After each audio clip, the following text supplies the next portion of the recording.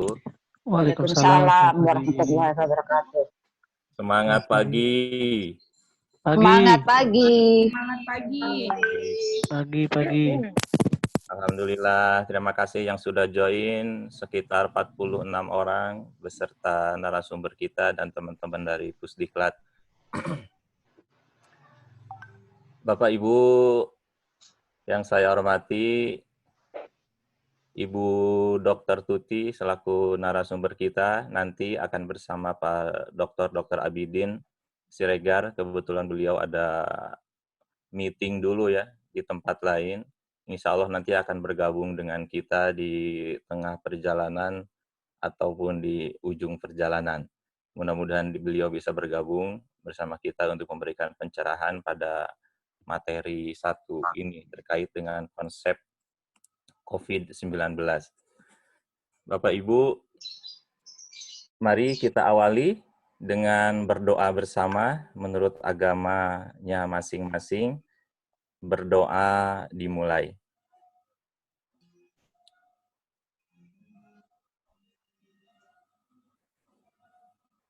Baik, terima kasih. Mudah-mudahan doa kita memberkahi kita semua dalam pembelajaran ini. Santai saja, silahkan yang sambil minum kopi. Tadi ada yang kedengaran, ada singkong-singkong. Bu Emma ya? Ya, disiapkan cemilannya. Mudah-mudahan kita bisa mengikuti sesi materi 1 ini dengan baik. Aduh, ketahuan ya. Ya, makan semangka di atas motor. Izinkan saya jadi moderator. Saya Afif. Mohon maaf, video live saya tidak muncul karena laptop saya belum ada kameranya. Ya, jadi sudah diwakili oleh foto saya yang berbaju oranye itu. Terima kasih teman-teman semua. Materi 1 ini sejatinya kita akan mulai pada pukul 9 sampai dengan 10.30. Sudah di dalamnya ada paparan dari narasumber, dari fasilitator, kemudian kita ada sesi tanya jawab juga nanti. Dalam materi 1 ini yaitu terkait dengan konsep COVID, kita akan membahas terkait apa itu pengertian COVID-19, kemudian ciri-ciri orang yang terpapar itu seperti apa, dan cara penyebarannya bagaimana, kemudian cara penyebaran virusnya ya, kemudian siapa saja yang beresiko terpapar oleh virus COVID-19 ini. Dari Bapak Ibu mungkin sudah ada yang membaca PowerPoint-nya, sudah ada yang membaca bahan ajarnya. Mudah-mudahan itu bisa menjadi bekal kita dalam sesi sharing terkait dengan COVID-19 ini. Narasumber, fasilitator, ya nanti mungkin memberikan materi penjelasan, dan jika ada tambahan ataupun klarifikasi, konfirmasi maupun tambahan informasi ataupun pengalaman dari para peserta lainnya, nanti silakan dipersilahkan untuk memberikan penjelasannya ataupun tambahannya. Baik, sudah hadir di tengah-tengah kita Ibu Dr. Tuti Sahara. Ibu lagi di rumah ya Bu ya? Bu Tuti? Ya. Lagi WFH ya? Ya. Ya. Di rumah. Mohon maaf mengganggunya, terima kasih sudah berkenan bersedia membersamai kita semua. Mudah-mudahan ini menjadi amal baik untuk Bu Tuti, mudah-mudahan kita semua yang sedang belajar ini, mudah-mudahan juga menjadi amal baik untuk kita semua dalam rangka ya membekali diri kita, membekali keluarga kita untuk supaya bisa lebih paham lagi, kemudian kita terapkan supaya kita bisa hidup lebih sehat lagi untuk menjadi kehidupan yang lebih baik lagi. Baik, terima kasih Ibu Tuti. Untuk sesi selanjutnya saya persilahkan Ibu Tuti untuk menyampaikan materi dan penjelasannya. Nanti saya coba bantu slide share untuk materi PPT-nya ya Ibu Tuti ya.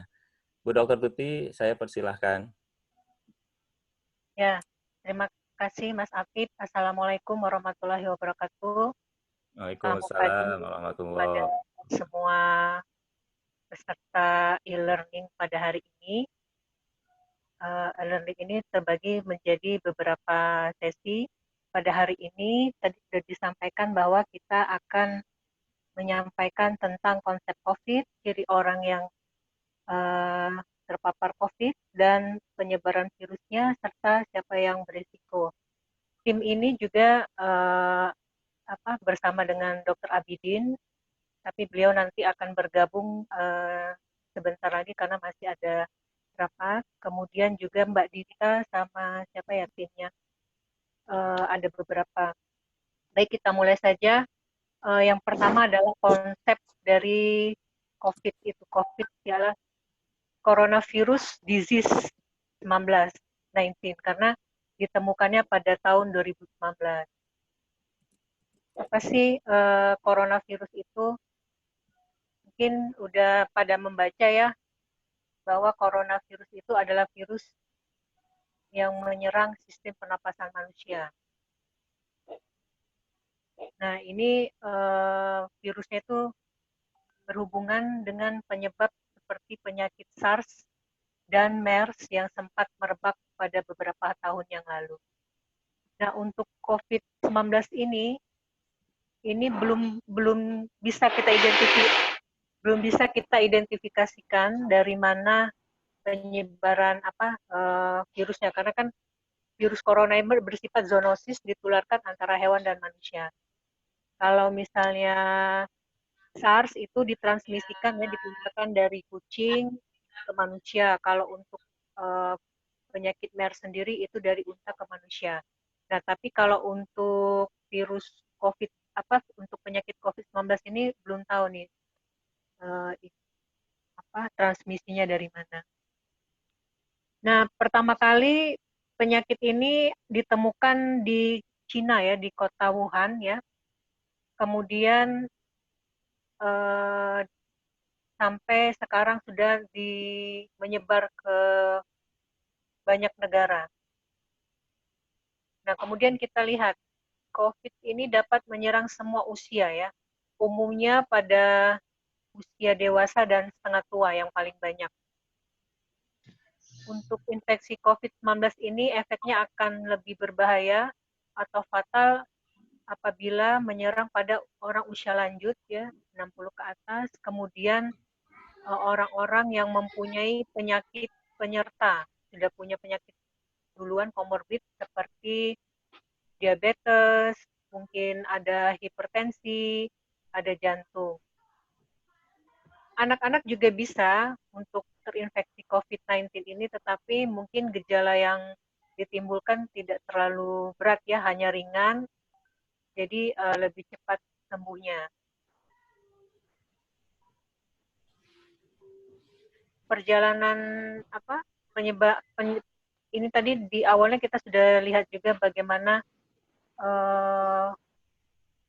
COVID-19 itu dari Cina sampai ke kita.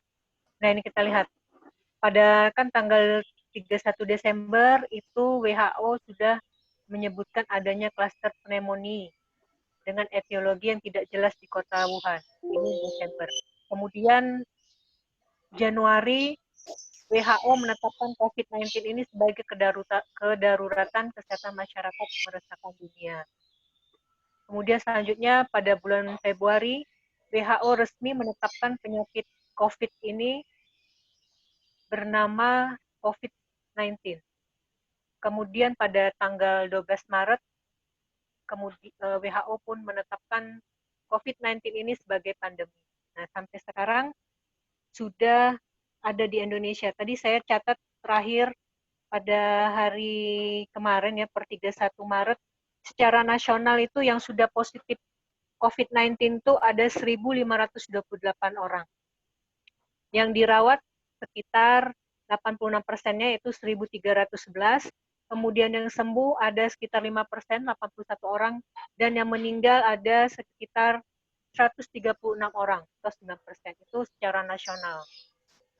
Nah, kalau di DKI sendiri, itu yang positif 741, ya, kemudian dirawat 451, 61%-nya, kemudian sembuh 49 orang, 7%-nya, dan meninggal itu 84 orang atau sekitar 11%. Ini yang data terupdate. Kemudian kita lihat selanjutnya, nah apa sih tanda dan gejala umum infeksi COVID-19 ini? Nah, ketika materi ini dibuat, ini berdasarkan dari panduan pencegahan dan penatalaksanaan COVID-19 dari Kementerian Kesehatan. Itu adalah revisi pedoman revisi ketiga.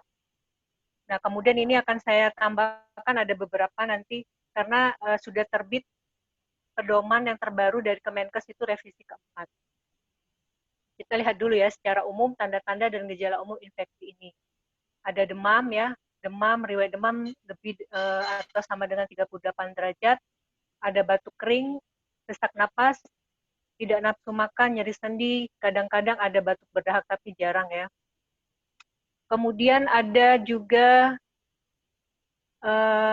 gejala lainnya, antara lain sakit kepala, sakit tenggorokan, dan pilek.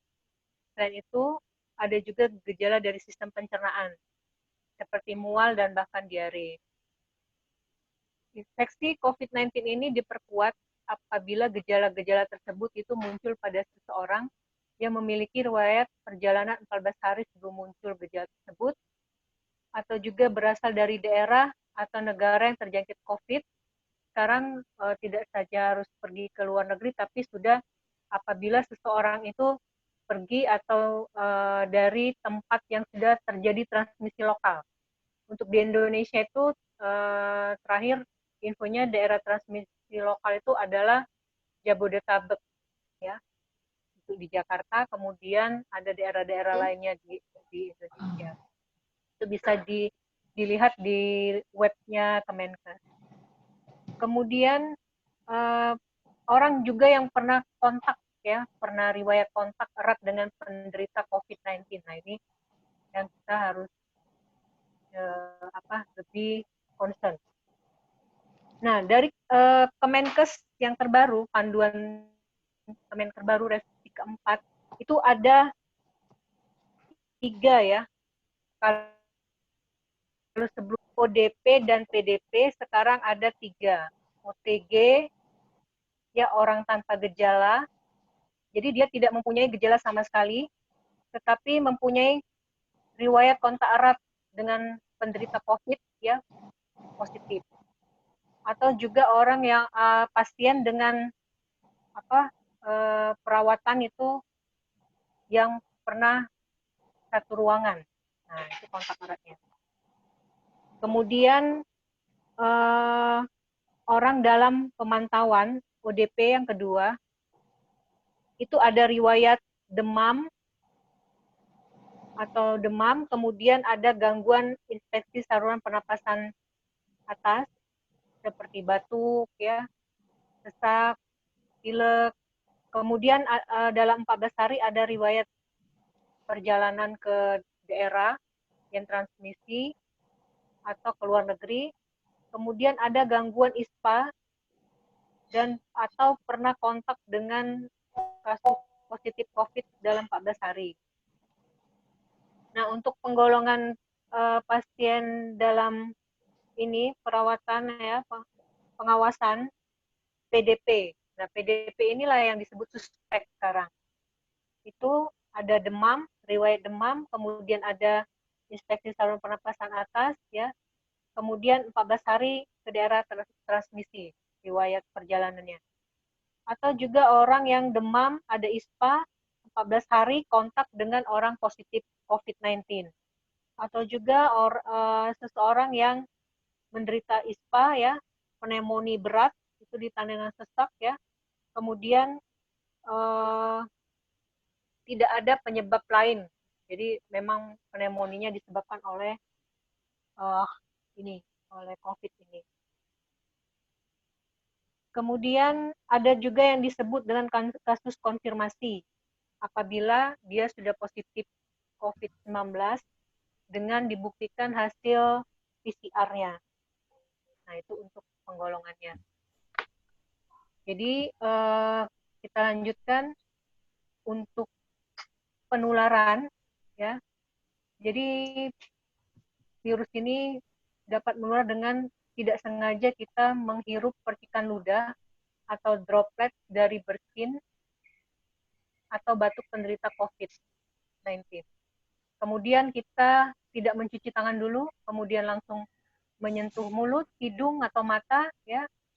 Kemudian ada kontak jarak dekat dengan penderita COVID-19, misalnya bersentuhan atau berjabat tangan. Lanjut ya.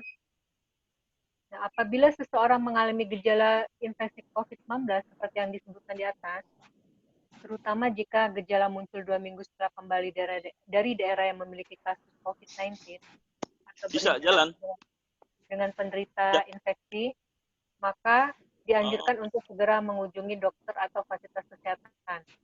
Jadi bensin di sini habis kali. ada apa alurnya ya. Mungkin Bapak Ibu bisa melihat di paparannya ada alur siapa yang perlu melakukan pemeriksaan kesehatan di rumah sakit. Nah, ketika misalnya seseorang itu masih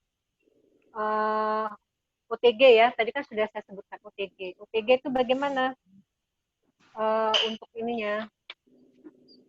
OTG tidak bergejala ya, jadi dia cukup isolasi mandiri 14 hari.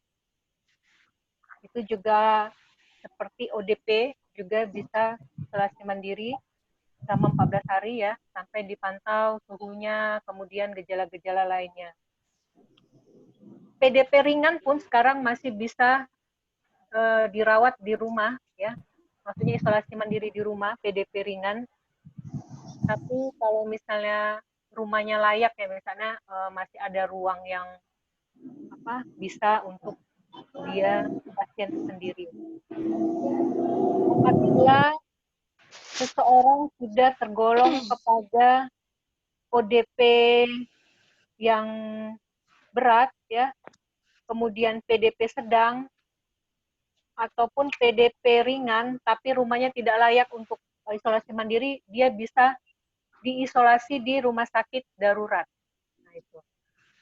Nah, untuk PDP berat ya, yang sesak terus perlu alat bantu pernafasan, itu harus dirawat di rumah sakit rujukan COVID-19.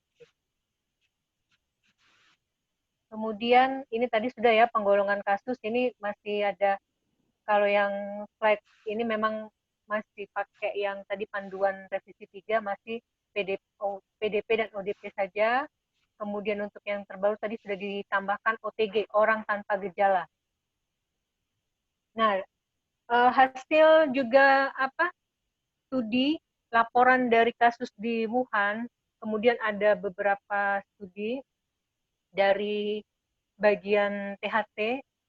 Jadi untuk mendeteksi, dokter untuk mendeteksi apakah seseorang itu terinfeksi COVID-19 karena dia tanpa gejala, OTG tadi, adalah salah satunya ketika seseorang itu kehilangan pembauannya. Jadi hidungnya tidak bisa membauin apa-apa secara tiba-tiba, atau dia tidak bisa merasakan, lidahnya tidak bisa merasakan secara tiba-tiba.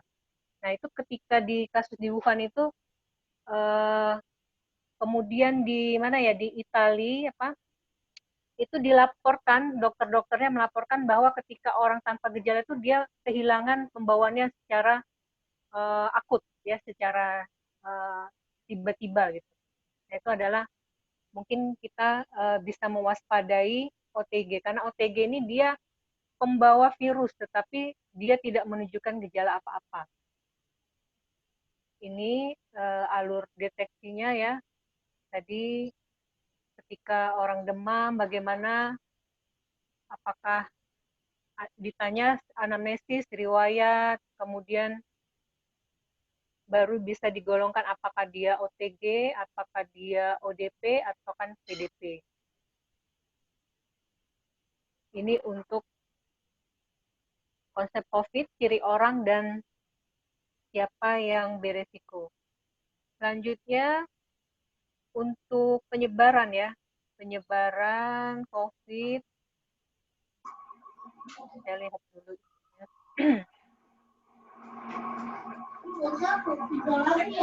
Untuk penyebaran ini ada tadi sudah saya sebutkan, berdasarkan bukti ilmiah COVID-19 dapat menular dari manusia ke manusia melalui kontak erat dan dengan droplet.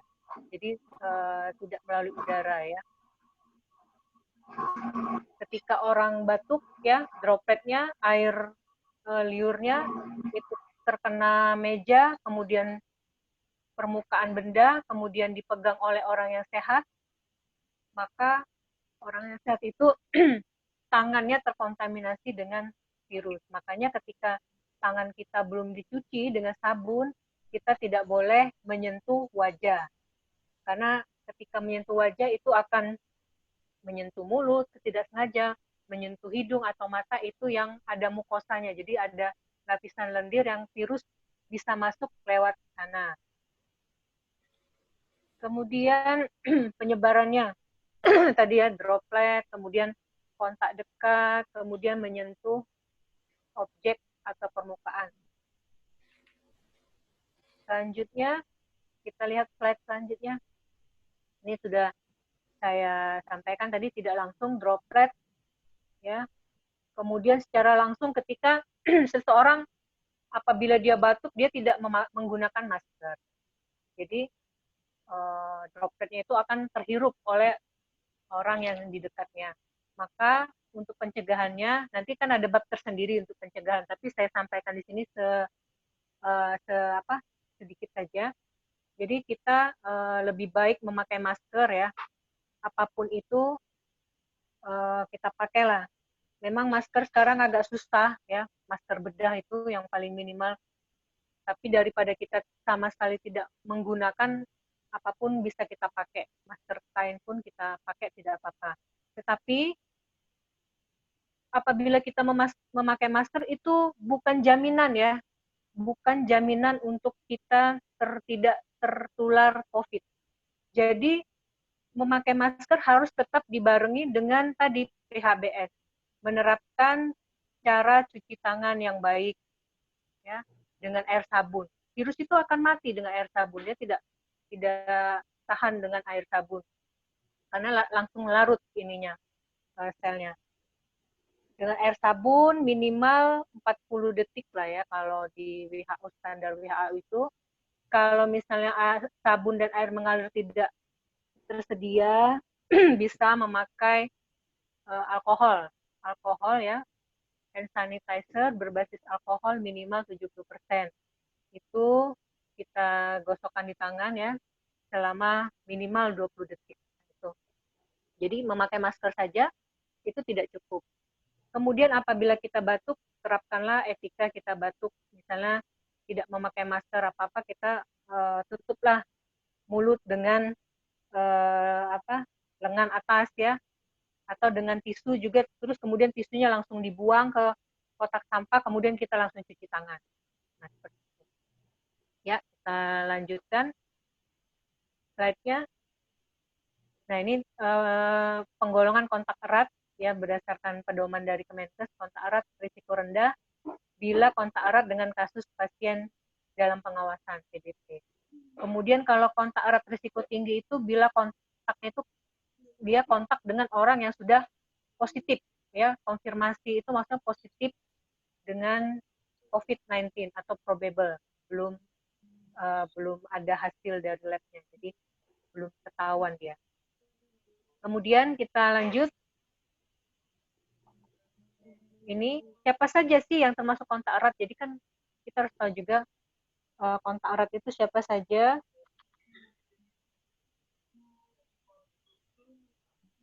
Nih, kalau di pedoman yang terbaru, ini bisa dibaca kalau yang di sini ya.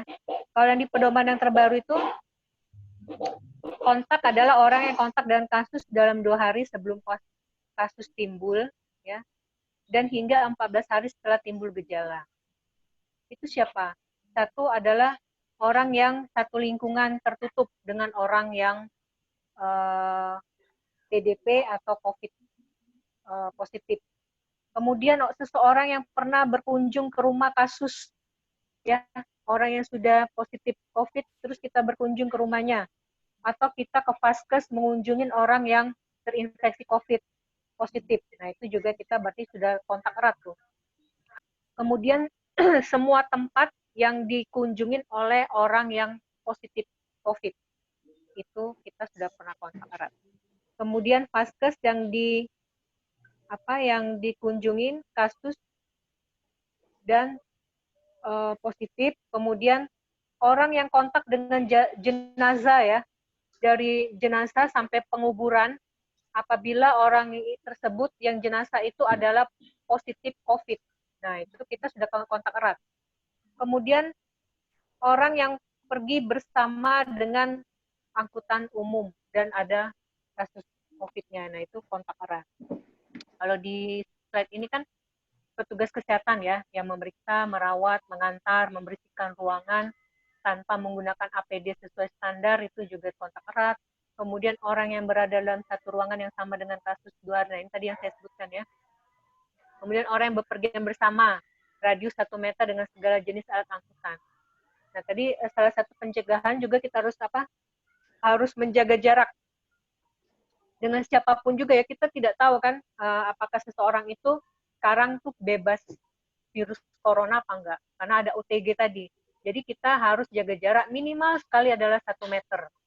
Jadi kita memakai masker, menjaga jarak minimal 1 meter, kemudian kita juga selalu melakukan cuci tangan tadi. Nah, ya kita lanjutkan slide-nya. Nah, penyebaran virus corona kebanyakan terjadi antar manusia melalui cairan yang keluar saat batuk atau bersin, makanya kita pakai masker. Ya, pakai masker kan yang bagian hijaunya itu, kalau masker bedah bagian hijaunya di luar. Jadi kawatnya itu harus menutup secara sempurna ya, kalau bisa tuh tertutup sehingga tidak ada celah ketika misalnya kita bicara, kita batuk, itu ada droplet yang masih keluar.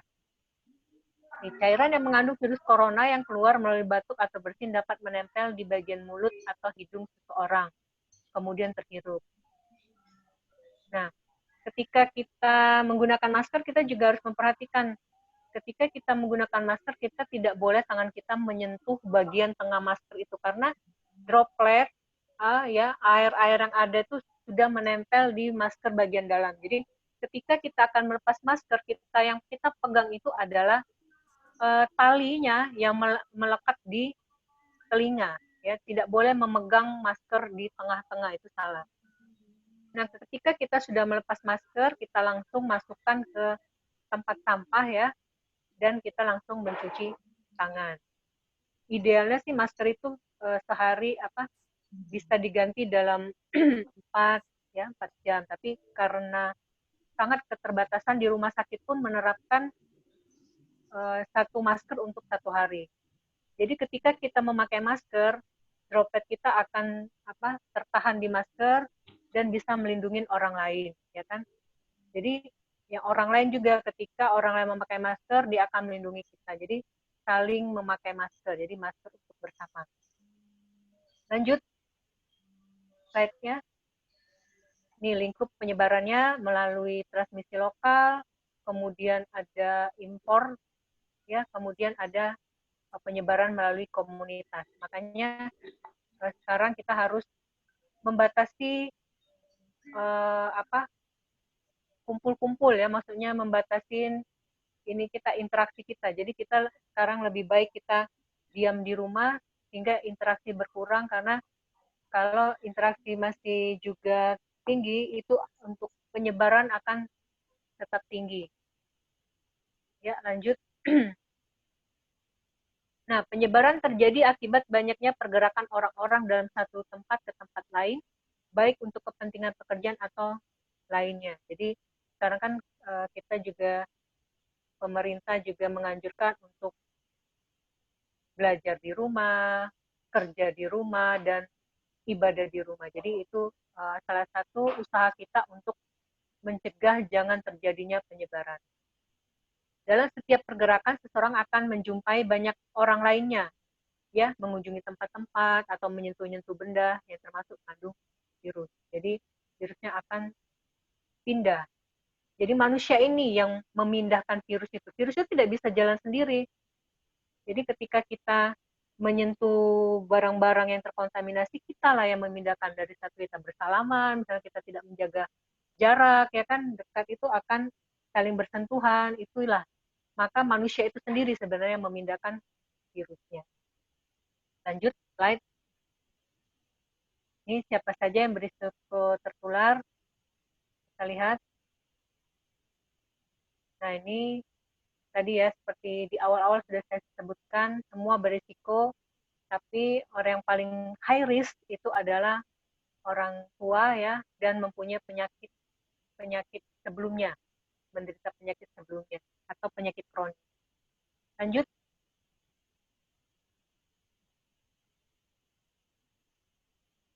Nah, kenapa orang tua yang sakit itu lebih risiko tinggi? Karena sistem imun ya, ini berkaitan dengan sistem imun.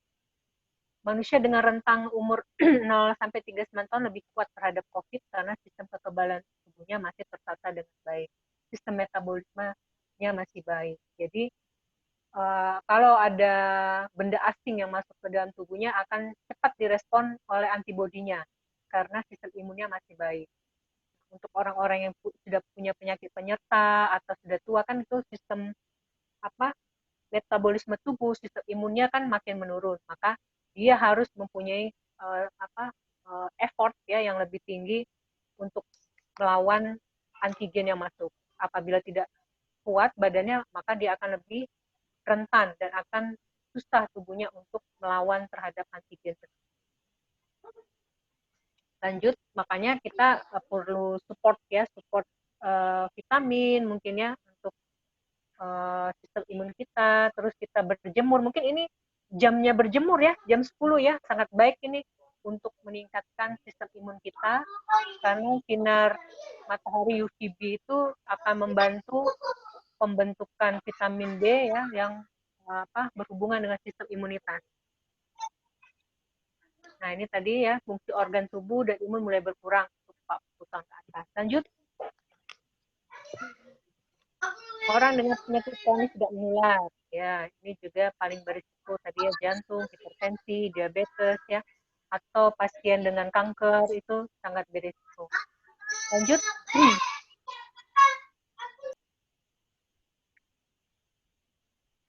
Ini untuk kasus yang terjadi pada saat ini Indonesia, khususnya Jakarta, sesuai data yang dilansir oleh Corona Jakarta ID. Ini kita bisa lihat jumlahnya ya, berapa PDP atau ODP itu bisa diupdate ya tiap hari. Silakan Bapak Ibu bisa mengunjungi web corona.jakarta.co.id, itu bisa kita lihat. Lanjut. Nah, itu saja sharing yang bisa saya sampaikan, karena COVID-19 ini perkembangannya terus berubah-ubah ya. Jadi nanti ada info terbaru, jadi kita tetap saling belajar, kita tetap update apa yang kita ketahui, karena di Wuhan pun masih tetap mempelajari kasus ini, kemudian di negara-negara yang masih terinfeksi juga masih mempelajari bagaimana sih virus dan penyakit ini menyebar. Mungkin Mas Apit itu saja ya yang bisa saya sharing di materi untuk yang sesi pertama ini. Selanjutnya silakan saya kembalikan ke moderator. Baik, terima kasih Ibu Dr. Tuti untuk presentasinya. Banyak hal yang bisa kita dapat dari penjelasan tadi, dan terima kasih banyak Bu Dr. Tuti juga sudah menyampaikan update terbaru ya. Memang ketika kami menyusun materi ini sekitar 3 minggu sampai 4 minggu yang lalu, sehingga ada pedoman-pedoman baru. Terima kasih sudah disampaikan. Ada nama baru tadi, OTG ya, orang tanpa gejala tapi tidak punya gejala tapi dia pernah kontak langsung dengan yang positif. Bapak Ibu, kita tetap santai ya, jangan terlalu tegang, karena teganglah pada tempatnya dan pada waktunya. Silakan diminum dulu kopinya, silakan dimakan dulu cemilannya. Kita akan masuk pada sesi sharing, tanya jawab, mau menambahkan informasi silahkan, menambahkan pengalaman silahkan. Ini mudah-mudahan menjadi media kita bersama e-learning ini, bagaimana kita aware terhadap COVID ini, tidak perlu was-was, tapi tetap waspada, ya. Tidak perlu panik, tetapi kita bagaimana mampu menjadi orang yang terus menularkan hal-hal positif, menularkan hal-hal yang baik kepada keluarga kita dan kepada lingkungan kita. Kita buka sesi tanya jawab, Bu Dr. Tuti, ataupun klarifikasi dari teman-teman peserta ASN BKKBN ini.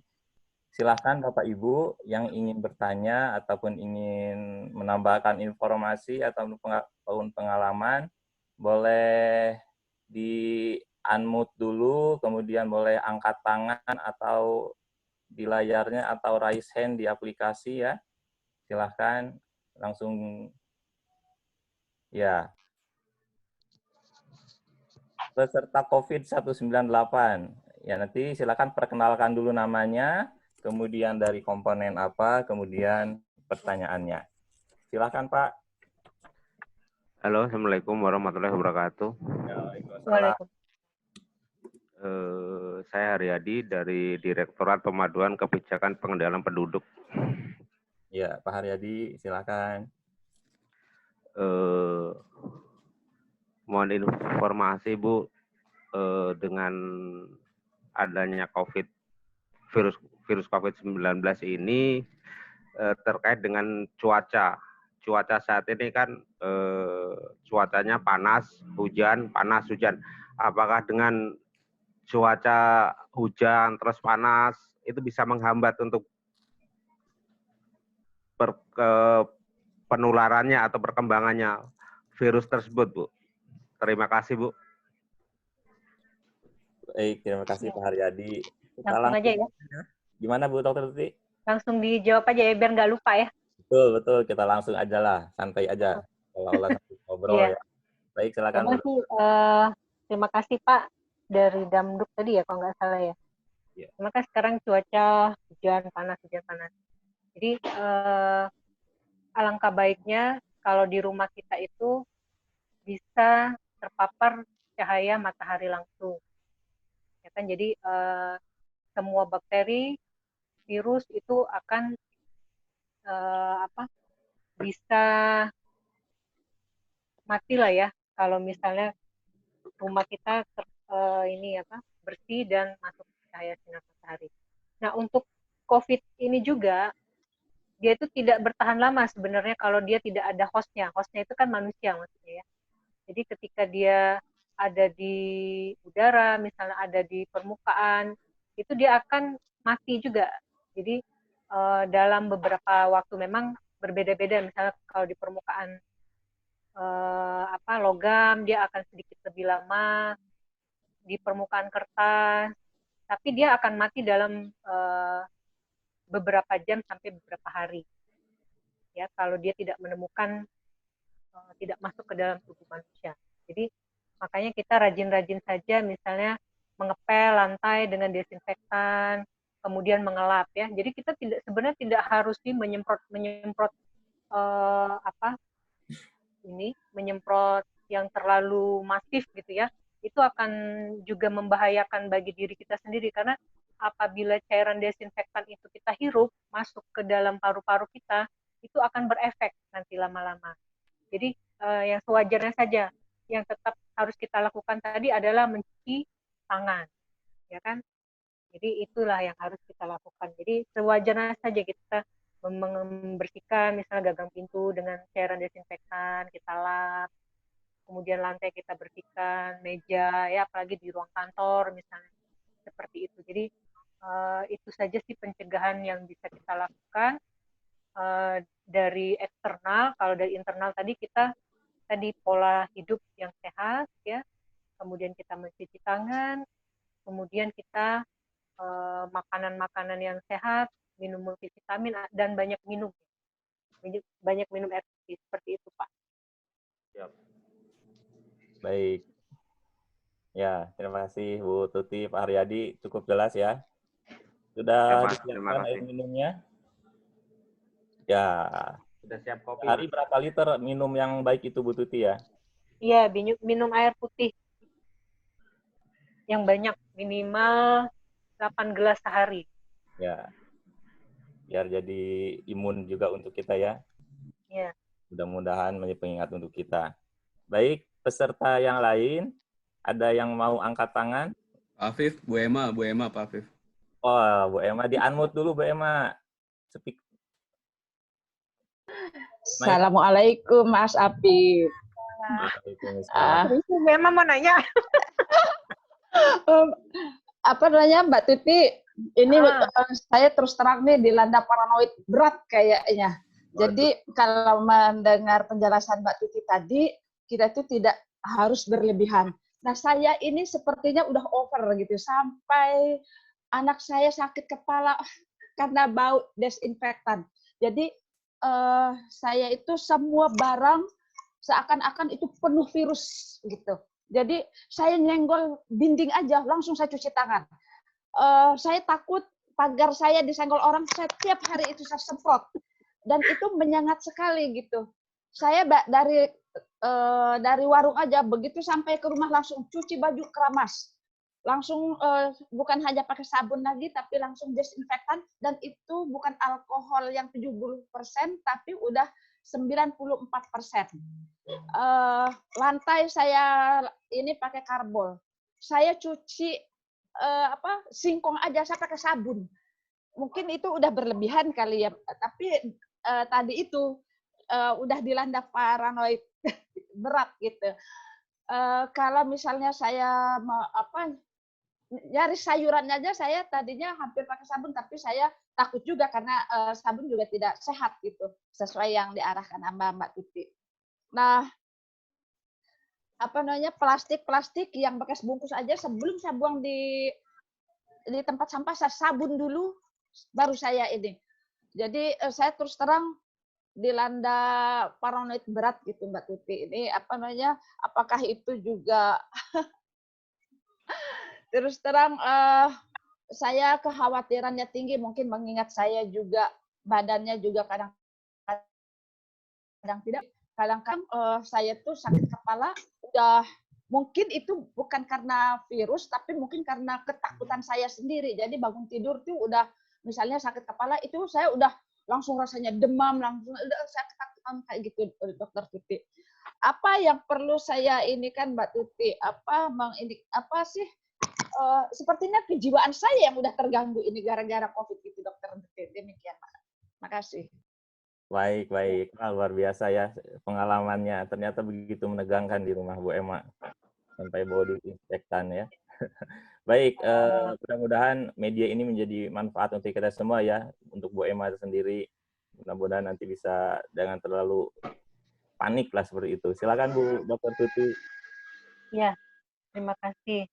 Ya Bu Emma, tadi ketika saya dengerin Bu Emma, sepertinya untuk pemakaian desinfektannya sudah berlebihan mungkin udah ya. Over ya. Ya, terlalu over. Karena kan untuk tadi sampai baunya menyengat. Nah, baunya menyengat itu konsentrasinya sudah dibuat seperti apa? Karena kan kalau dia untuk desinfektan tersendiri kan ada konsentrasinya. Misalnya kalau pakai takaran rumah tangga 2 sendok makan karbol atau Baiklin itu dilarutkan dalam 1 liter air, ya kan? Nah, itu baunya juga tidak akan menyengat sekali, Bu, kalau kita pakai konsentrasi seperti itu. Kalau misalnya dia menyengat sekali, berarti saya tidak tahu konsentrasinya apakah sudah terlalu berlebihan, kan? Nah, ini desinfektan kayak seperti karbol atau klorin itu kan bahaya sebenarnya dia kalau terkena kulit atau selaput lendir kita. Jadi WHO pun sudah melarang adanya bilik chamber desinfektan yang ketika kita masuk kayak kotak kita disemprot gitu kan. Nah, itu WHO sudah melarang. Dan ketika saya lihat informasi juga dokter spesialis paru pun juga melarang pemakaian desinfektan semprot karena itu takut akan masuk melalui hidung, ya, mata, mulut, dan itu akan mempengaruhi sistem kita nanti. Untuk kalau misalnya itu terakumulasi banyak di dalam tubuh, kedepannya itu akan bisa menjadi apa namanya untuk risiko precancer. Nah itu jadi sangat bahaya. Jadi ya kita boleh takut ya, was-was lah ya, jangan sampai kita ketakutan dan jangan sampai karena kita terlalu takut akhirnya kita jadi terlalu over ya, panik sampai kita stres sendiri dan itu juga akan mempengaruhi sistem imun kita. Ya kan ketika orang dalam kecemasan maka refleks dari tubuhnya akan merespon dan dia akan lebih jadi gimana ya, jadi tidak enak badan gitu ya karena respon terhadap ketakutan dan kecemasannya tadi. Nah, kalau untuk mencuci sayuran misalnya, kan bisa memakai, ada tuh cairan yang sekali bisa untuk cuci piring, terus bisa untuk cuci sayuran dengan konsentrasi yang tidak terlalu banyak. Sebenarnya coronavirus ini mati Bu dengan air aja sebenarnya. Dengan air saja dia mati dalam beberapa menit ya, atau beberapa jam saya lupa. Nah, tapi kalau dengan sabun dia akan lebih cepat. Jadi dengan sabun apapun ya, tidak harus memakai sabun ini misalnya antibakteri, oh tidak, dia dengan sunlight pun dia akan hancur karena sensitif sekali selnya itu, dengan sabun pun dia langsung melarutkan ya lipidnya. Nah, tadi bagaimana kita keluar rumah ya, di webnya Kemenkes itu kan ada bagaimana tata cara kita keluar rumah, kita memakai baju lengan panjang ya kan, kalau memakai masker ya. Jadi memakai masker itu dari dalam rumah sebelum kita keluar, kemudian kita memakai sepatu. Nah, ketika kita sampai di rumah, misalnya kita work from office nih, nah kita ketika sampai di rumah kita jangan langsung menyentuh apa-apa, kita langsung ke kamar mandi, kita mandi dulu. Jadi sepatu kita taruh dulu di depan ya. Nah, kalau benda-benda bolehlah mungkin ya dilap atau disemprot pakai desinfektan. Kemudian baru kita mandi, kita bersihkan ya. Kemudian barang-barang yang sering kita pegang itu lebih baik kita lap, bisa menggunakan alkohol atau cairan desinfektan. Jadi untuk protektif. Kan kalau misalnya kita memakai kendaraan pribadi mungkin risikonya akan lebih rendah dibanding kita memakai angkutan umum ya Bu. Jadi kita yang logis juga, jangan sampai kita jadi panik sendiri dan cemas. Kemudian, nah itu tadi, kita harus menghindari tempat-tempat umum. Misalnya kita terdesak sekali harus keluar, misalnya mau membeli kebutuhan ini, misal konsumsi kita carilah jam-jam yang tidak terlalu sibuk. Jadi kalau tidak sibuk itu kan orang-orang tidak terlalu banyak, sehingga kita tidak terlalu berdekatan interaksinya. Jadi kita masih bisa berjarak minimal 1 meter. Misal ngantri di kasir itu, ketika saya kemarin juga masih sempat tuh ngantrinya dempet-dempetan gitu, tapi saya langsung menjaga jarak gitu kan. Nah, itu jam-jamnya yang tidak sibuk. Kemudian tidak usah berlama-lama, kalau sudah misalnya apa yang sudah kita dapat kita langsung pulang. Seperti itu mungkin Bu Emma. Baik, terima kasih Bu Tuti. Begitu ya Bu Emma ya, sudah jelas? Ya, Bu Emma-nya masih di mute. Jadi kalau sudah senyum berarti sudah jelas. Ya, tidak perlu terlalu panik Bu Emma ya. Silakan nanti protokol masuk rumah, bagaimana ketika berada di dalam rumah sudah bisa dilakukan dengan baik, dengan tenang. Terima kasih Bu Tuti. Ini ada Mas Zudan. Mas Zudan sudah angkat tangan. Silakan Mas Zudan. Di-unmute dulu. Oke.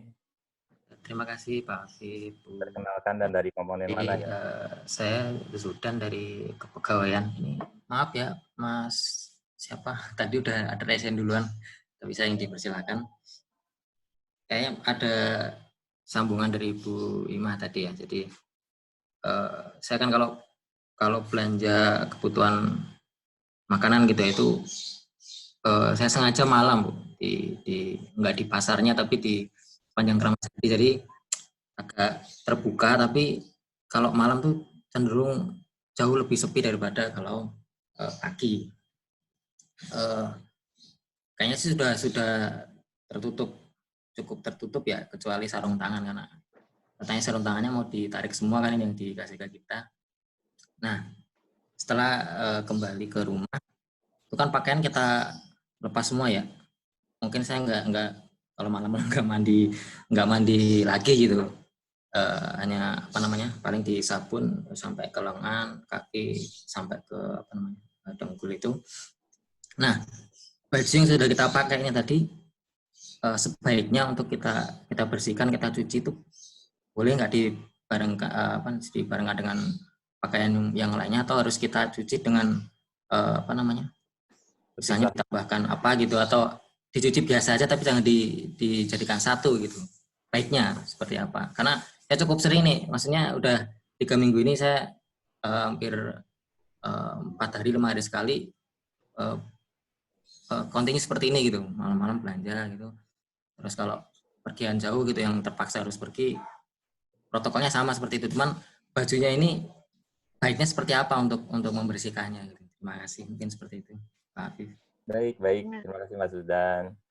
Silakan Ibu Tuti. Ya, terima kasih Pak Zudan dari Depok ya. Lain juga. Jadi ya. tadi udah benar, mencari waktu yang sepi malam. Kemudian ketika sampai di rumah, kalau lebih ininya ya, mandi lagi ya sebenarnya. Baju dicuci, semua dilepas, langsung direndam aja Pak, direndam pakai deterjen. Nah itu dipisah boleh ya, karena kan kalau disatukan nanti terlalu ini ya, takut mengkontaminasi lain. Tapi sebenarnya ketika virus itu juga sudah terendam di deterjen, dia sebenarnya sudah mati. Jadi kita kan akan merendam itu kan nggak cukup lama ya, mungkin 1 jam, 2 jam, kemudian kita cuci kita bilas, kemudian dijemur, kan itu akan mati. Tidak apa-apa sih Pak, langsung direndam saja. Kalau mau dipisahkan itu lebih baik untuk bajunya dari yang lain. Tapi lebih baik tadi mandi lagi ya Pak ya, sampai di rumah. Jadi karena kita tidak tahu ketika kita membuka bajunya ada misalnya terkena virus misalnya, ya kan, nanti dia nempel, karena kan kita tidak tahu, kita tidak terlihat virusnya itu. Ketika kita tidak cuci tangan, memakai baju lagi, misalnya itu akan pindah juga virusnya. Jadi lebih baik kita langsung mandi lagi semua, bersih, baru kita pakai baju yang baru. Seperti itu mungkin Pak. Baik, terima kasih Bu Tuti. Begitu Mas Zudan ya. Ya, lebih baik mandi lagi dan dipisahkan. Mandi malam, nggak usah pakai kembang Mas Zudan. Ya, mandi biasa aja. Baik, terima kasih Mas Zudan sudah berpartisipasi. Selanjutnya ada peserta COVID 234 yang sudah angkat tangan. Silahkan, sebelah mana ya? 234. Di-unmute dulu.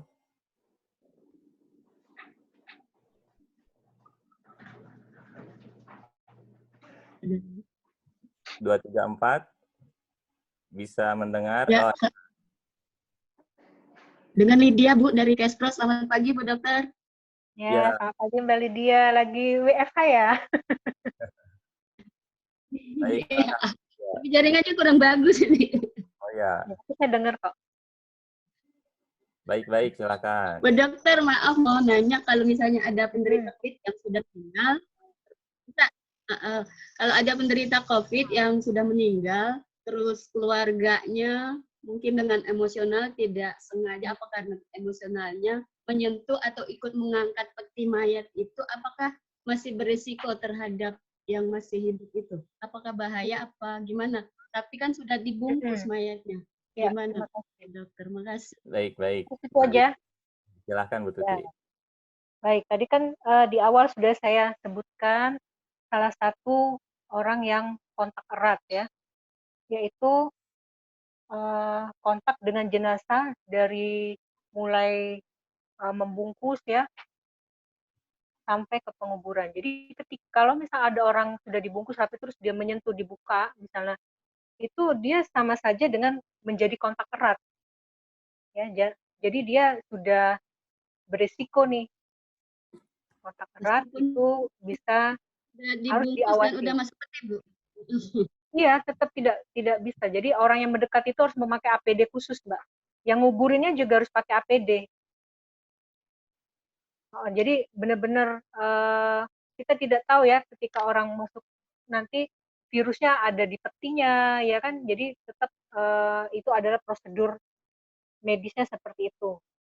Jadi kita tetap melaksanakan prosedural dengan dari mulai pemulasaran jenazah sampai ke penguburan itu memakai APD khusus orangnya. Jadi kita yang tidak mempunyai APD tidak boleh langsung berdekatan. Jadi melihat dari jarak jauh seperti itu, Mbak. Ya, ya. Memang secara psikologis ya, secara agama mungkin sulit ya diterima ya. Tapi ya itu demi kesehatan dan demi untuk mencegah penularan itu harus dilakukan. Seperti itu, Mbak Lydia. Terima Baik, kasih baik. penjelasannya, Bu Dokter. Ya, baik, Mbak Yuli. Ini sebelum Mbak Kiki sudah ada Mbak Anis ya. Mbak Anis, silahkan. Ya, baik, Mas Afif.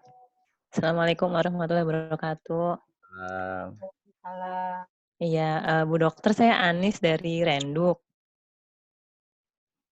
Ya, Saya mau nanyain, tadi kan Bu Dokter sempat kasih informasi bahwa kita kalau bisa sebanyak mungkin minum air ya, terutama air hangat. Nah, sebentar lagi kan kebetulan kita sudah mau memasuki bulan Ramadan ya, Bu Dokter. Di bulan April juga, nah itu kalau misalnya kita sebagai umat Islam kayaknya nggak mungkin kalau nggak puasa. Nah, mungkin kami minta informasinya atau masukan bagaimana kita bisa tetap menjalankan ibadah puasa di tengah wabah pandemi COVID ini. Mungkin itu aja. Terima kasih. ya, Baik, baik. ini terima Ini kasih. sudah Kita rindu Ramadan. sama-sama berdoa ya Mas Habib ya, Ya, Bu. agar goodbye to COVID-19 and welcome to Ramadan ya. Alhamdulillah, amin. Harapan seperti Amin. itu, amin. Ya. Jadi tadi memang untuk air ini ya sangat penting ya bagi kebutuhan tubuh kita, karena kan tubuh kita sebagian besar terdiri dari air. Jadi apabila kita pun untuk pada saat berpuasa, kan sebelum ada penyakit ini juga kita dihimbau kita harus banyak-banyak minum dan agar maksudnya untuk mencegah terjadinya dehidrasi pada saat puasa, terlebih lagi pada saat sedang wabah. Jadi diatur aja nanti pengaturan konsumsi air putihnya setelah berbuka 2 gelas gitu ya, setelah mau sholat isya 2 gelas, kemudian pada sahur 2 gelas, setelah sahur 2 gelas gitu. Jadi tetap komposisinya itu minimal 8 gelas gitu. Jadi tetap diatur pada saat kita berbuka dan bersahur itu tetap mengkonsumsi air putih sehingga pada saat kita berpuasa kita tidak dehidrasi. Jadi lebih baik kita mengkonsumsi air putih dan kurangin minuman yang terlalu manis ya, yang manis-manis atau makanan yang terlalu tinggi garam karena itu akan mengikat air dan mengeluarkan. Jadi makanan yang benar-benar alami saja dan mengurangi garam dan gula sehingga air yang kita minum tidak langsung dilepaskan keluar dan tetap menjaga kestabilan dari sistem metabolisme tubuh kita. Mungkin seperti itu Mbak Anis. Baik, terima kasih Mbak Anis gitu ya. Tetap dijaga 8 gelas. Insya Allah nanti kita sebelum masuk Ramadan sudah goodbye ya, Bu Putri ya. Baik, terima kasih. Selanjutnya Ibu Kiki Hartati. Silahkan, sudah angkat tangan Bu Kiki. Assalamualaikum warahmatullahi wabarakatuh. Waalaikumsalam. Oh, ini tetangga nih lantai 3 ya? Dok, iya. Baik dok, saya langsung aja ya dok ya. Terkait tentang, saya mau tanya itu kandungan kayak seperti kita disuruh minum jamu-jamuan yang ada jahenya, terus daun serai dan sebagainya, dan disuruh juga minum perasannya daun sirih itu emang benar itu efektif untuk apa itu untuk virus gitu, untuk tingkatkan imun dan sebagainya. Apa sudah diteliti atau gimana? Dan ada beberapa daerah juga kayak di Solo, terus di Sulawesi, di Makassar itu sudah alhamdulillah yang positif pasien yang positif COVID itu udah pada sembuh. Apa karena minum itu atau gimana ya? Maksud Itu ini Mbak apa Mbak? Ulang Mbak, agak kurang kedengaran. sorry dok. Kenapa yang di Itu Solo? Yang di Solo.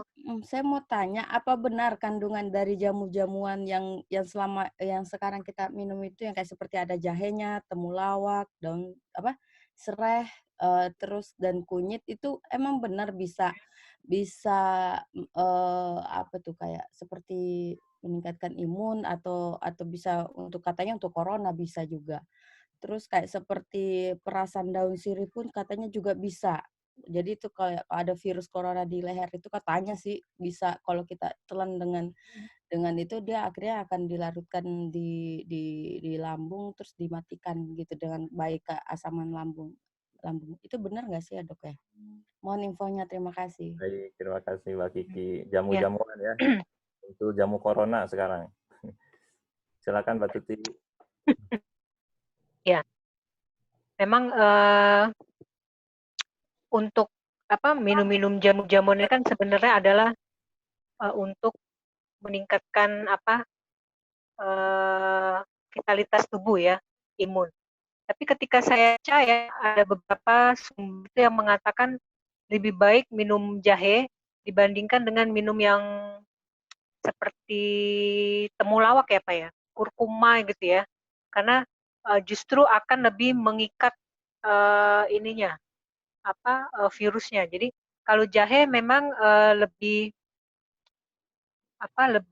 baik katanya untuk meningkatkan sistem peredaran darah kan. Jahe itu mengandung zat yang bisa meningkatkan kelancaran sistem peredaran darah sehingga dengan darah kita yang lancar akan mengaktifkan sistem metabolisme kita dan diharapkan itu adalah bisa meningkatkan sistem imun kita. Jadi serta-merta ketika kita minum jahe atau tadi minum serai itu langsung mencegah, tidak.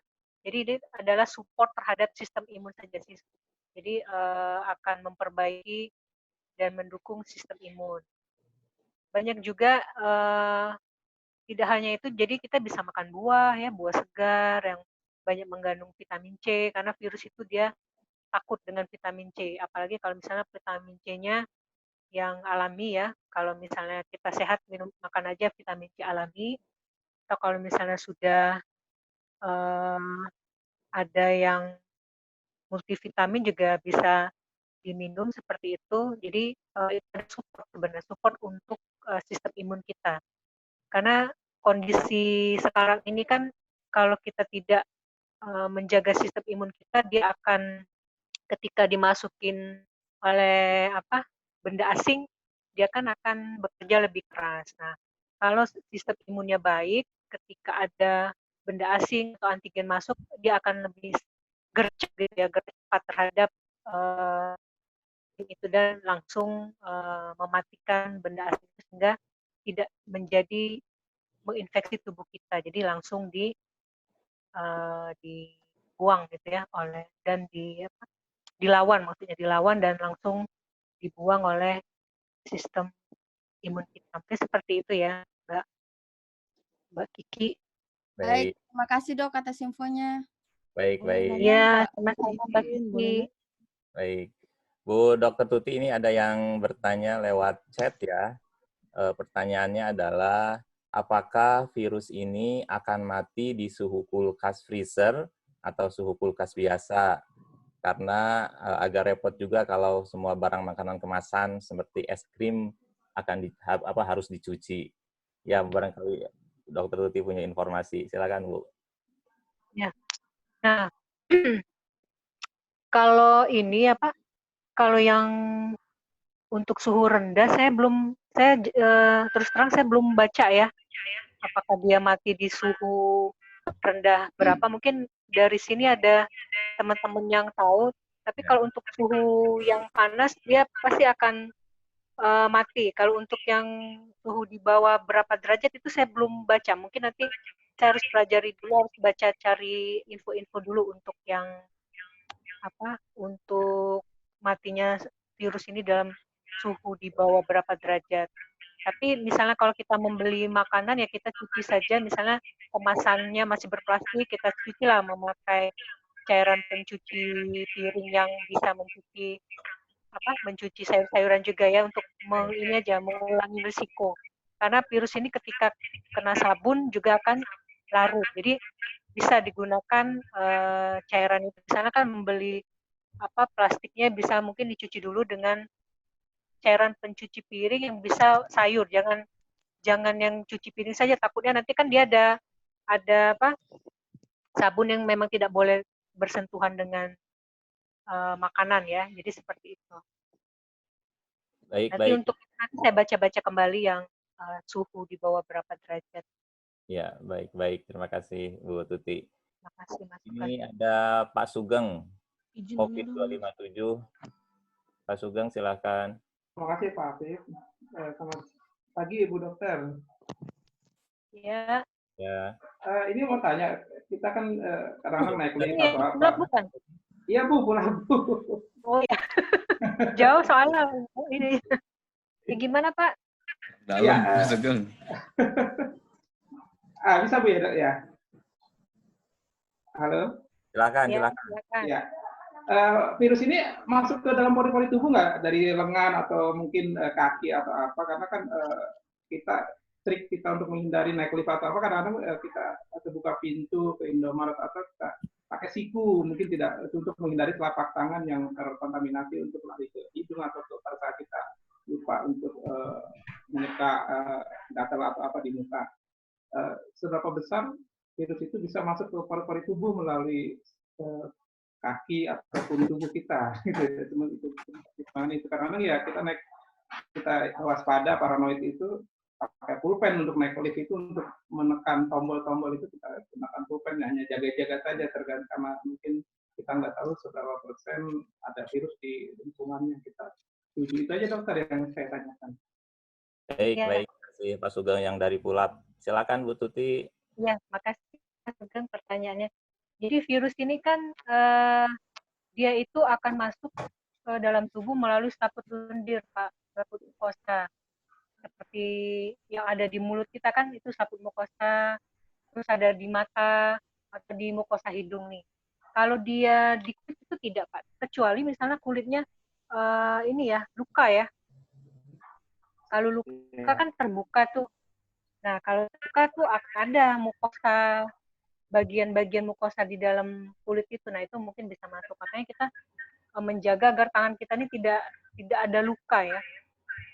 Takutnya nanti ketika ada luka akan bisa masuk ke tubuh kita. Tapi kalau misalnya kulit kita tidak ada luka, dia tidak akan bisa masuk melalui pori-pori kulit, Pak. Dia hanya bisa melalui mukosa yang ada di mulut, hidung, mata. Makanya kita tidak boleh kalau belum cuci tangan menyentuh wajah. Karena kenapa? Kenapa kok menyentuh wajah? Karena ketika kita menyentuh wajah, nanti kita lap-lap hidung kita, gitu kan, pegang-pegang mata. Biasa kan kita tuh refleks gitu. Lagi ngomong aja bisa pegang-pegang hidung gitu kan. Nah, itu sebaiknya jangan. Nah, kemudian kita untuk memencet lip atau membuka gagang pintu, sebaiknya kita lebih baik menggunakan tangan yang tidak aktif. Misalnya kita right handed, maksudnya aktif tangan kanan. Jadi untuk memencet lip gunakan tangan kiri, misalnya membuka pintu tangan kiri, karena tangan kirinya kita tidak akan refleks untuk memegang wajah kan. Kalau tangan kanan yang aktif itu kan dikit-dikit kita ngangkat pegang wajah. Kalau tangan kiri kan agak susahnya. Jadi lebih baik gunakan tangan yang tidak aktif untuk hal-hal tadi. Sehingga kita tidak serta-merta refleks akan memegang muka sebelum cuci tangan. Mungkin seperti itu Pak untuk kewaspadaannya. Tapi ya itu tadi, tetap kita harus selalu mencuci tangan kita rajin-rajin. Ya. Terima kasih Bu. Baik ya. Jadi hati-hati jika ada luka, meskipun ya ketika kita bepergian tetap dijaga, mudah-mudahan tidak masuk ya lewat luka kita.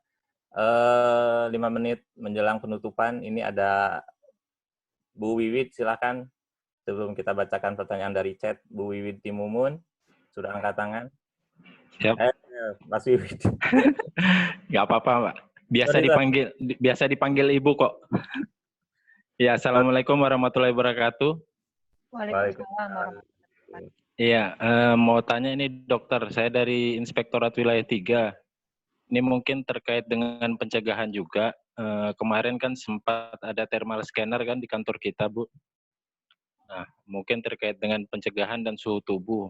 Saya sempat di scanner itu 32, tapi setahu saya kalau suhu tubuh normal itu kan 35 sampai 36 nih.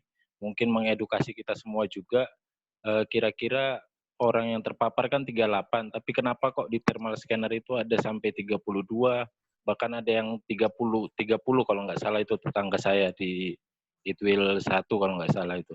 Terus apa yang harus kita lakukan dan sebaiknya seperti apa gitu loh, Bu. Dengan thermal scanner yang seperti itu saya takutnya nanti justru beresiko ketika thermal scanner itu tidak sesuai dengan yang seharusnya itu, Bu.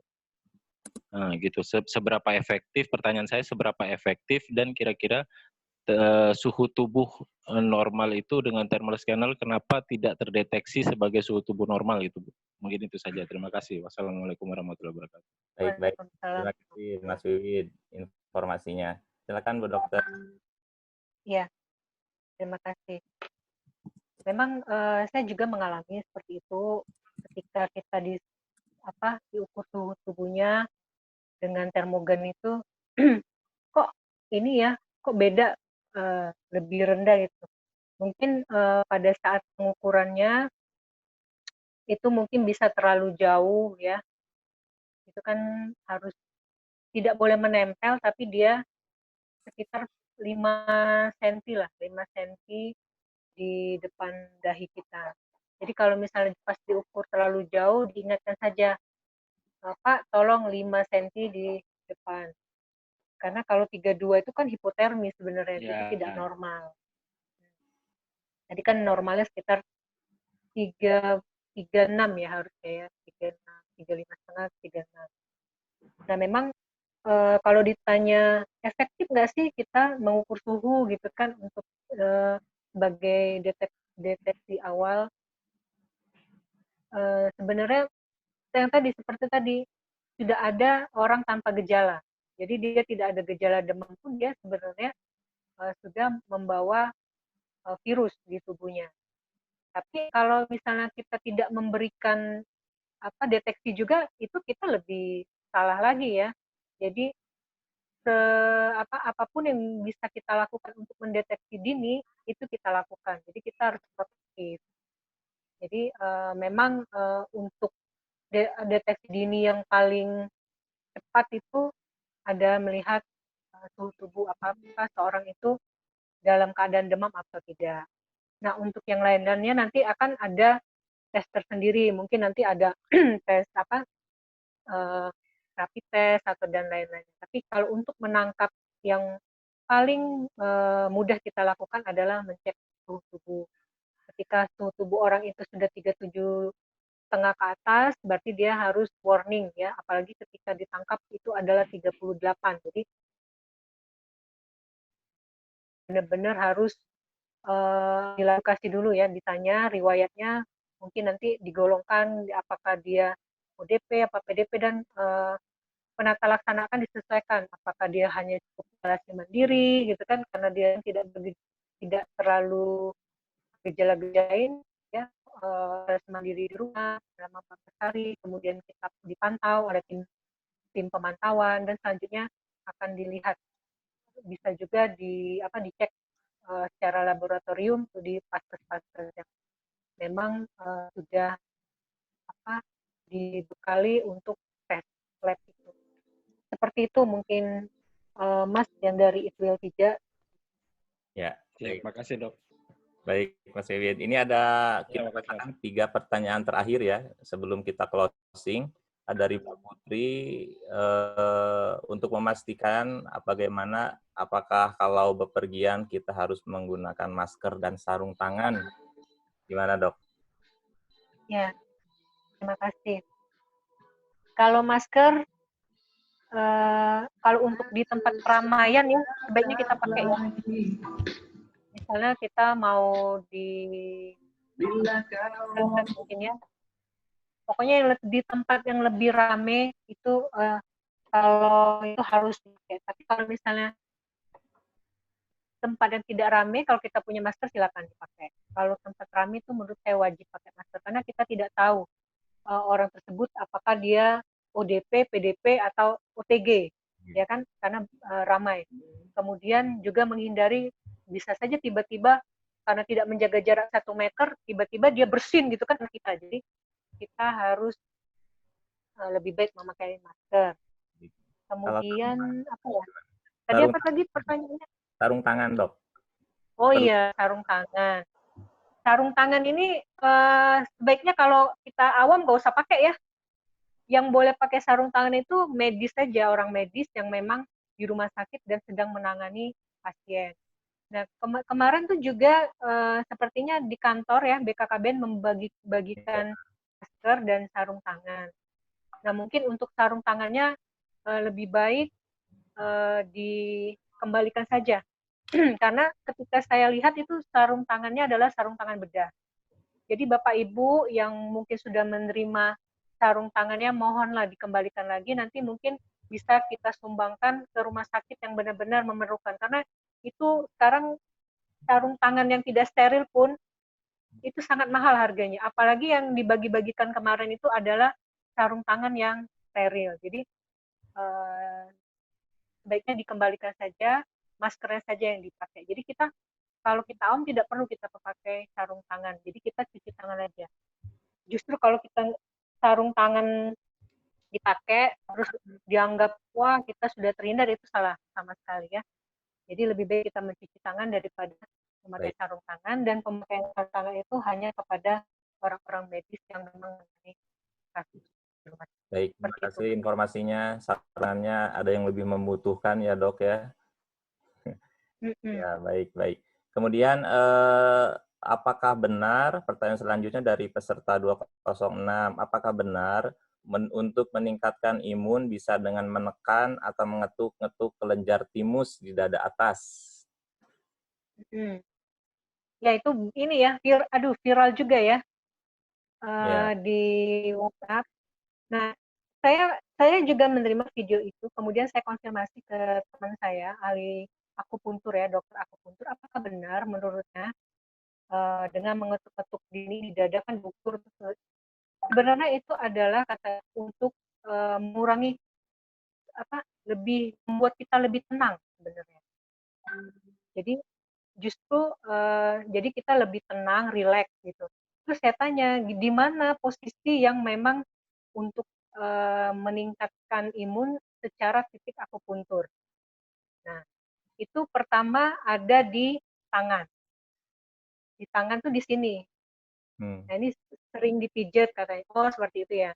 Di sini tadi enggak. Itu cuma untuk ketenangan saja. Jadi lebih tenang, lebih rileks. Kalau untuk imun seperti di sini dipencetnya di pertigaan sini, tapi saya bukan ahli akupuntur ya, karena saya teman saya tuh ahli akupuntur, jadi saya tanya di sini. Terus ada juga di kaki, di pertemuan antara tulang kering sama tulang ini, gimana ya? Nah, misalnya kan ini dengkul ya, patella ya, tulang dengkul. Terus di sini kan ada tulang nih terasa, tulang samping, terus ini tulang tengah. Nah, di paling pangkal antara tulang tengah dan ini di ini aja, dipencet-pencet, kata dipijit-pijit. Nah, itu adalah titik untuk meningkatkan imun, katanya seperti itu. Tapi memang kan mungkin beda kalau misalnya memakai jarum akupuntur kan dia akan lebih langsung ya, tapi ya sebagai usaha lah ya, usaha kita bisa juga saling untuk memijat sendiri gitu. Tapi kalau yang untuk di sini di dada itu kata teman saya itu hanya untuk menjadikan kita tenang. Jadi lebih fokus ketenangan saja, seperti itu, Mas. Baik ya. Terima kasih informasinya. Ini pertanyaan terakhir, Bu Dokter. Apakah suhu tubuh di bawah 35 derajat itu aman? Dan penggunaan masker kain seberapa efektifkah? Ya, terima kasih. Jadi suhu tubuh ya, suhu tubuh di bawah 35 maksudnya aman dari apa nih? Bukan bergejala COVID maksudnya. Ya, dia Tidak bisa, ya. ya tidak bisa ini juga ya, tidak bisa memastikan juga karena ada juga kan yang tadi yang sudah terinfeksi COVID tapi dia tidak bergejala. Jadi tetap harus dikonfirmasi ya apakah dia ada riwayat perjalanan seperti itu kan harus benar-benar apakah dia ada riwayat kontak gitu kan. Kalau misalnya memang kita tidak punya riwayat kontak, tidak punya riwayat perjalanan, ya mungkin kita juga tidak terlalu berisiko, ya kan? Tapi ya kita tetap harus waspada. Nah, untuk pemakaian masker, memang masker kain ya, tadi saya bilang dari awal, daripada kita tidak memakai sama sekali, lebih baik kita pakailah apa yang ada. Karena masker kain pun bisa lah untuk sedikit meredam droplet yang keluar gitu ya, daripada kita tidak memakai sama sekali. Dan pemakaian masker bedah pun sebenarnya dia tidak efektif banget ya tanpa disertai dengan mencuci tangan. Jadi mencuci tangan itu yang nomor satu. Pemakaian masker itu hanya sebagai penambahan aja untuk tidak menyebarkan, bisa orang yang sudah terkontaminasi menyebarkan virusnya dan menjaga diri kita. Jadi tetap pakai masker dibarengin dengan cuci tangan itu sepaket komplit lah ya. Baik. Ya, baik. Mudah-mudahan bisa menjawab pertanyaan kegelisahan ya teman-teman semua terkait dengan COVID ini. Kita mau closing statement, Bu Dr. Tuti, saya persilahkan sebelum kita closing. Ya, terima kasih Bapak Ibu yang sudah sharing bersama saya pada hari ini. Saya memang bukan ahli-ahli banget, tapi kita membaca atau mencari informasi lah dari informasi dari sumber yang memang dapat dipercayai. Misalnya dari WHO atau dari Kementerian Kesehatan ya kita baca. Jadi kita juga bisa memberikan informasi kepada teman-teman, kepada keluarga kita, informasi yang memang benar dan dapat dipertanggungjawabkan. Karena ketika kita melihat informasi atau mendengar atau membaca informasi yang tidak bisa dipertanggungjawabkan, itu akan membuat kita bertambah cemas, resah gitu kan, dan malah akan menjadikan kita panik dan stres. Nah, itu tidak baik juga bagi diri kita. Jadi carilah informasi yang benar-benar dapat dipertanggungjawabkan dari sumber-sumber yang memang sudah teruji ya, seperti itu. Dan juga untuk aktivitas kita tetap melakukan tadi cuci tangan, pakai masker, kemudian kita jaga jarak minimal 1 meter, kemudian kita menerapkan etika batuk ya, batuk ditutup begini, pakai tisu, tisunya dibuang, cuci tangan kembali, kemudian pola hidup yang sehat, mungkin berjemur, ini masih bisa nih, 10:30 masih bisa waktu untuk berjemur, kemudian kita banyak minum air putih, istirahat yang cukup, seperti itu. Mungkin dengan adanya ikhtiar kita, tapi harus senantiasa kita sertakan dengan doa kita dan kepasrahan kita kepada Allah Subhanahu wa Ta'ala. Semoga wabah COVID ini segera berakhir dan kita bisa memasuki bulan suci Ramadan ini dengan khusyuk dan bersama-sama lagi gitu ya. Amin, amin. Baik, terima kasih Bu Dr. Tuti sudah memberikan dan mempersamai kita semua dalam sesi konsep COVID ini. Bapak Ibu, terima kasih banyak untuk partisipasinya dan tetap semangat dan bahagia. Dan untuk menunjukkan semangat dan bahagia kita, mari kita tersenyum, sebarkan kebahagiaan. Silakan tersenyum sambil angkat kedua tangannya. Silakan tersenyum, angkat kedua tangannya. Kita tunjukkan bahwa kita orang-orang yang bahagia dan orang-orang yang optimis. Ya, terima kasih semuanya, Bu Dr. Tuti, teman-teman Pusdiklat, Mas Tuti. Sampai ketemu besok ya, jam 9 lagi dengan materi yang lainnya. Baik, saya Afif Miftahul Majid undur diri. Terima kasih untuk kebersamaannya. Mohon maaf atas segala kekurangannya. Walafu minkum. Wassalamualaikum warahmatullahi wabarakatuh. Waalaikumsalam Waalaikumsalam warahmatullahi warahmatullahi wabarakatuh.